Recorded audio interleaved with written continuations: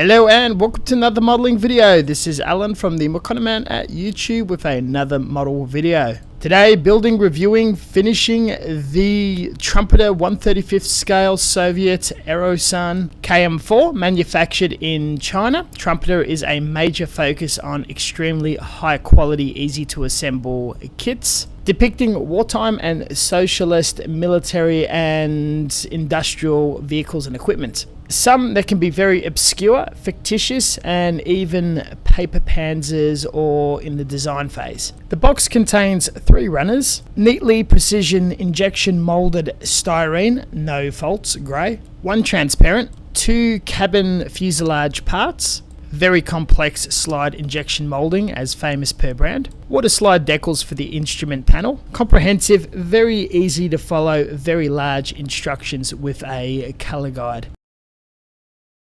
During this build, we'll be using traditional scale model methods and tools. The double cut method, trimming of the nub, sanding, use of plastic cement. Fine fragile components are cut with precision nippers, including transparent parts. Due to the modern and refined nature of the kit, no putty or filler is required. This is a partial snap kit, which works very well for the internals, which normally intimidates me, including thinking of the paint assembly process. This was an incredibly straightforward and simple process, and even fun and refreshing to explore. I almost like approaching and experiencing the hobby anew, but with a 2020 perspective.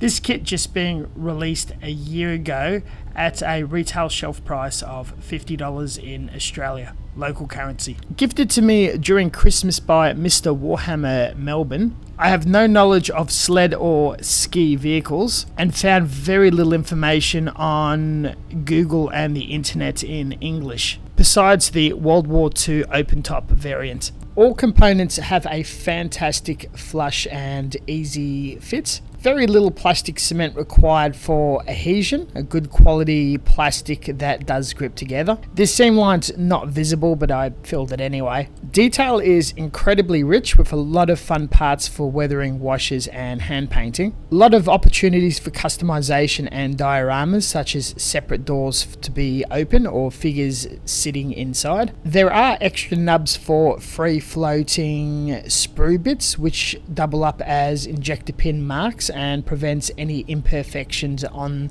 the components.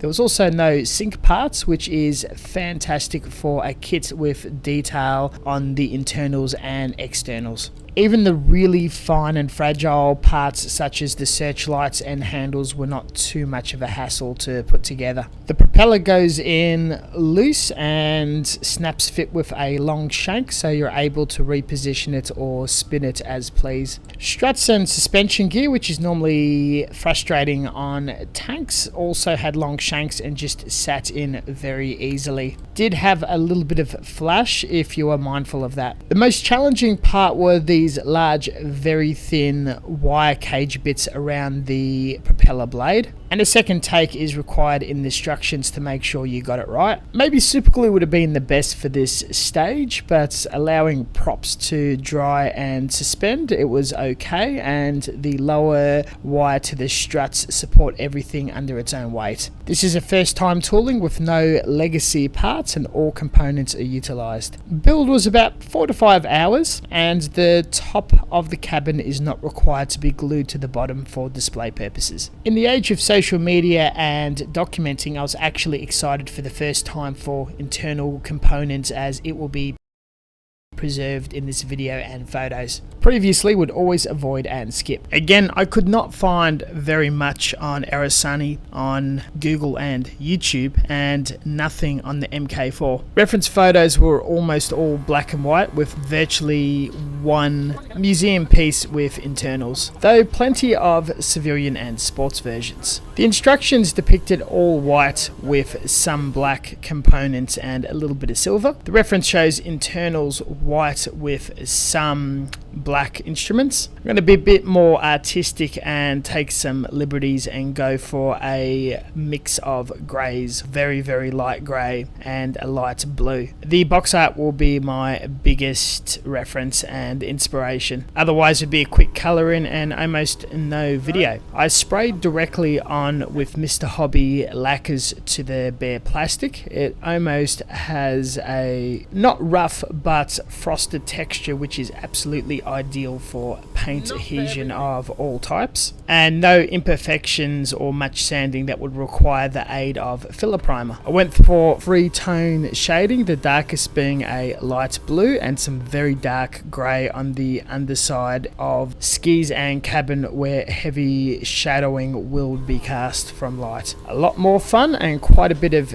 definition, plus you got to exercise that airbrush. Rattle can and hand painting would also be very valid on this project. On the topic, cracking out the hand brush to do the reflectors in the lamps with silver, going pretty hard on the internals with grey beamwork and wooden slats for all the chairs, which look fantastic in such an unusual and interesting cabin. Almost cutting edge and Volkswagen-ish on the outside, and it looks like a rundown high school on the inside. Soviet aesthetics, absolutely love it unironically. Details very well defined and it's easy to paint within. There was some highlights in their grills in the way of weathering. Moving on, it does look like a pristine transport vehicle, maybe for officers or important people, can't be sure. Definitely a lot more refined than the boxy World War II version. Mixed up some Tamiya accent wash with gum terps to a very thin viscosity and put it right into all the panels of the door, the woodwork inside and out, which gave it a real nice pop.